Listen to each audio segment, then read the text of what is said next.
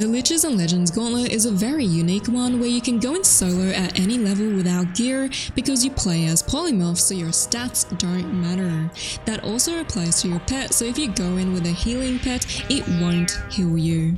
The best reward from the dungeon is getting the wand for cosmetics, which they are planning to release more colors, and there is also the chance to get the pet jewels such as Thinking Cap and Mighty. This is the only gauntlet so far that has released those jewels. When you go in solo, you always get the Grok, which is a fire, the Eagle, which is a storm, the druid, which is a myth that can heal, shield, and trap, and then the gorilla, which is a life and its whole purpose is to heal the team.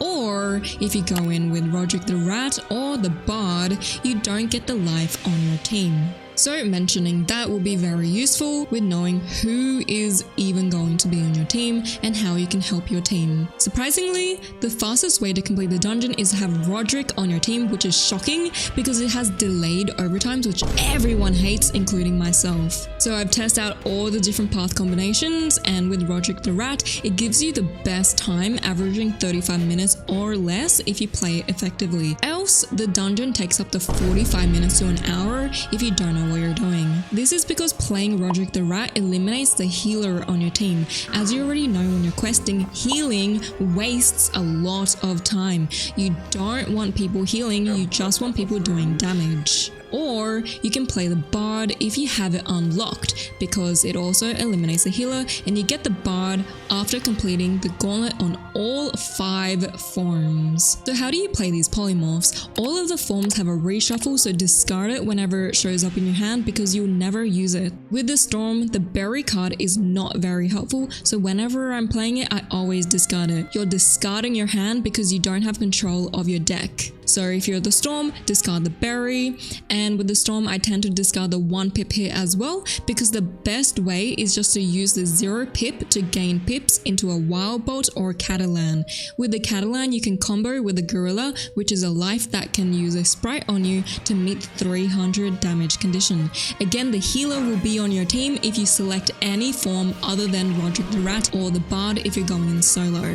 Whenever you do receive a hot, you only have 1 round to use a Catalan because then the hot expires on the 2nd round. If you do decide to play with a life on your team, they should be first in the position in the battle. With the fire, I tend to discard the frenzy only if I am soloing because you'll always be in first position and the enemies tend to hit the person in first position. But if you're playing with a team of friends, then the frenzy is a good move because your best position is 3rd in battle. Your best hit for the lowest pip is the immolate, so I tend to just spam that if I don't have a frenzy on myself until the druid gives me a trap that my minions or other players aren't using to do more damage on a head count when a trap condition is met. Then you can extend the head count over time with an Ifrit, which costs 2 pips. If you're playing with a team, you want to be positioned after the druid so that the druid can trap your head count without worrying about other players using your trap. But if you're going in solo, you cannot choose your position, you'll always be in first position. With Granny the Druid, your weakest hit is the 2 pip 150 because you will rarely be able to meet the trap condition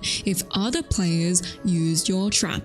So then your role should be shielding the Storm and a fire and also spamming the 1 pip card, which does 100 value and can help meet Grok's head count condition. Or if the Storm is low on health and is using a Catalan, then you can use Grendel Lament to meet the heal overtime condition. If you're playing the life, you want to sprite the Storm to meet its hot condition, and then you blade into the Seraph, which meets an AoE heal condition for 75 health. Or if a singular player is low on health, then you use a satyr.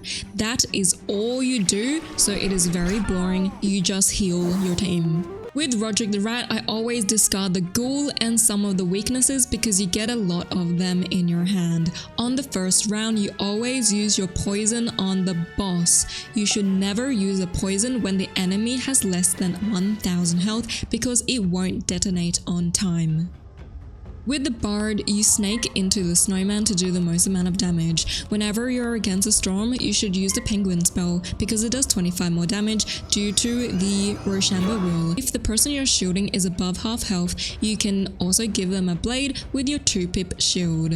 To recap, if you're soloing, the best form to pick is Rodrick The Rat. You can also play Grok because the AI doesn't know how to play the form properly, but again, you'll be positioned first position, which isn't very ideal because then your team can't help set up your gambits. Now, I know a lot of you will ask, is it faster to solo or go in a team that has a strategy nailed down? Guys, we're not faster than an AI. No way. My run is still faster solo.